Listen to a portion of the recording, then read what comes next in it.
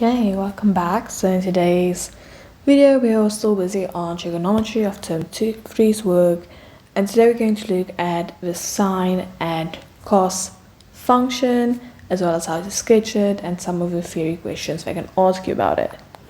Alright, so let's look at the following question.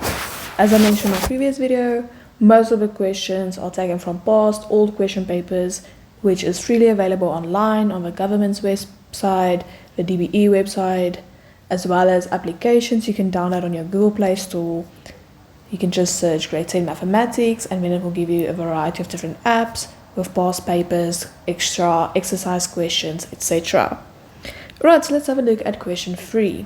So they say, draw the graphs f of x, which is minus 2 sine x, and g of x, which is cos x minus 2, for x element of 0 to 360.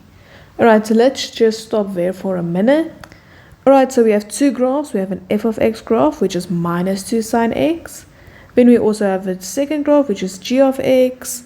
And then this last part of information is also important, where they say x is element of 0 and 360.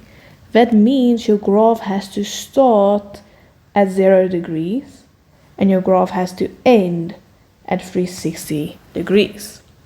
When they say sketch these graphs on the same axis, indicate clearly the turning points. Alright, so you're obviously going to get points for your turning point and the intercepts with your axis.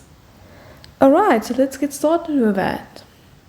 Okay, so when you want to sketch, the first thing you need to be able to do is get a table. Now you don't necessarily always have to draw the table, but either way, whether you use your calculator, your brain, your paper, you need to have a table because you need to know the values.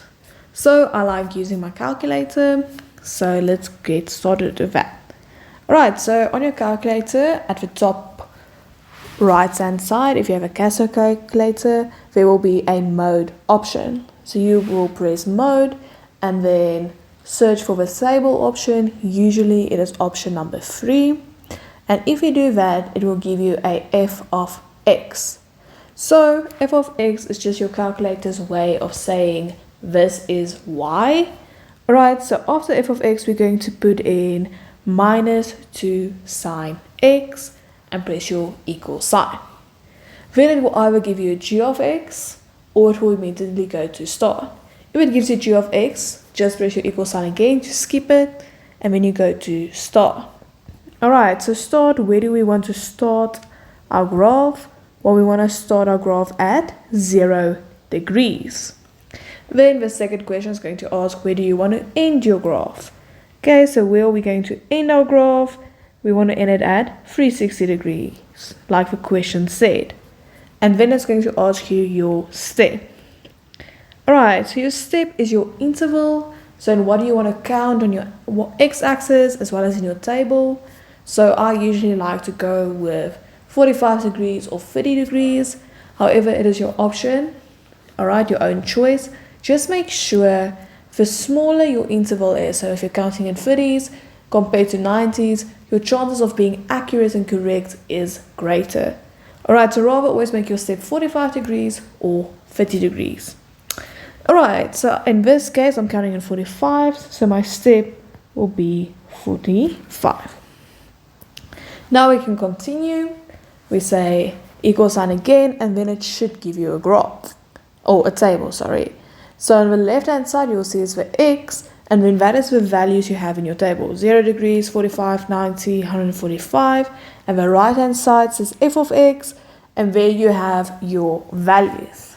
Alright, so looking at my f of x column, when my x value is 0, my f of x, my y, will also be 0. When it is 45 degrees, my f of x will be minus 1, 4. If it is 90 degrees, I can see that my f of x is going to be minus 2. At 135, it's going to be minus 1, 4. At 180, it's going to be 0. At 225, it's going to be 1, 4. At 270, it's going to be 2. At 315, it's going to be 1, 4. and at 360 is going to be 0 again. Alright, please stop the video and try to do g of x on your own first using your calculator. Okay, so let's have a look at g. Once again, you're going to go into your calculator, you're going to say option 3, mode, table, and then it's once again going to give you f of x. Alright, it doesn't matter what stands here, as long as it says f of x, and then you only put in the highlighted part, which is cos x minus 2. Then once again, the thing is going to ask you, your calculator is going to ask you, where do you want to start? So once again, we want to start our graph at 0 degrees. Where do we want to end our graph? We want to end it at 360, and I chose the step of 45 again, but you can choose 15, 30, 45, 60, or 90. Alright, so doing this, I eventually get my table, and then I can see on the left hand side, once again, is my x values, and on the right hand side is my g of x values. So when my x is 0, my y is going to be minus 1. When my x is 45 degrees, my fx is going to be minus 1,3, because it's 292, so we round it off, so it's going to be minus 1,3. Then at 90 degrees, it's going to be minus 2. At 135, it's going to be minus 2,7. At 180, it's going to be minus 3.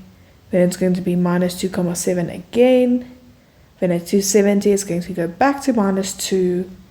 At 315, it's going to be minus 1,29 or 3. And then lastly, at minus 1. Now you don't have to go and plot all of these. However, it helps you to just make sure your graph is accurate. Okay, so usually they do give you a graph paper, but if for instance they don't, then you know what to do. Alright, so let's quickly draw my axis here. So here's my y-axis, sorry, and there is my x-axis. So we know on our x-axis we have our y values, so let's make it 1, 2, 3, and when we have -1, -2, -3, okay, then I'm going to put here, I have 90, 180, 270, and 360. You can obviously also count in your 45s, it's your choice. Alright, so let's start with f of x first. When my x value was 0, my y value was also 0. So it means I have a point here at 0, 0. Then, when my x was 90, my y was -2. So at 90 degrees, I'm going to make a point at -2. Then at 180, I have 0 again, so it's going to be 180 to 0. At 270, I'm back at 2. So at 270, I'm going to make a point at 2. And then lastly, at 360, I'm back at 0. Alright, so this is my f of x graph. And then I'm just going to label it f of x. Alright, what I meant by making it accurate, I can see when I had 45 degrees, my y value was -1/4. Oh, -1,4. Alright, so 45 degrees would have been somewhere here, and if I go down, that is between -1 and -2, where -1,4 will lie. Alright, so that's what I mean by making it more accurate. Alright, now let's quickly draw our g of x. So I'm going to use purple for this one. So at 0 degrees, I can see that my y value was -1. Then at 90 degrees, my y was -2. At 180, my y was -3. At 270, it went back to -2. And at 360, it went back to -1. Alright, so here is my g of x graph and if you look carefully, you will see, oh, this looks like a cost graph. Right, remember cost always looks like a bowl where you put your food in, whereas your f of x looks like a wave. Okay, so now we drew everything. We indicated our turning point, so you'll get a mark there. Are you showing that it's turning at 90 and minus 2? Your f of x. Is it turning there? Is it cutting at 0? Yes. Okay, your cost graph. Is it turning here? Perfect. Is it intercepting there? Correct. And there. Alright, so drawing it, sketching it is an easy 4 to 6 marks you have to get into your pockets. Now let's quickly answer the questions. So the first question we ask is write down the range of G. So remember your range is always going to be Y, element of, square brackets, whatever your minimum value was, and then whatever your maximum value was, and then squared bracket again.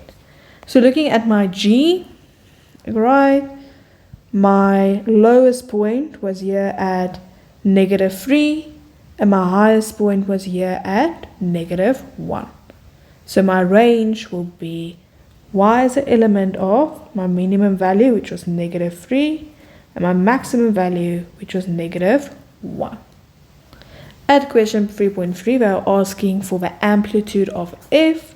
So remember my f of x was equal to -2 sine x. So your amplitude is always what's standing in front of your sine, or your cos, or your tan. So it's going to be 2. Very important, remember your amplitude can never be negative. Even if there is a negative sign in front, it just means your graph is going in the wrong direction first. So instead of going up and then down, your sine graph, as we can see, is going down and then up. But your amplitude, the distance from where it intercepts to where it's starting to turn, is still 2 units. And then the last question, if a graph of f is reflected in the x-axis, so we had this in a previous video as well, previous question paper, okay, write down the equation of h. So remember, if it is reflected in your x-axis, it means your y sign changes. Alright, which means basically the sign of everything you have has to change. So originally my f of x was -2 sine x. So now if I'm reflecting it into the x-axis, it means this entire part, whatever sign I had here, has to change. So it was a negative, so now it's going to change from a negative to a positive 2 sine x. Alright, that's that for this video. If you're still struggling, go have a look at the previous video where we had a look at the tan graph and answering some of the questions.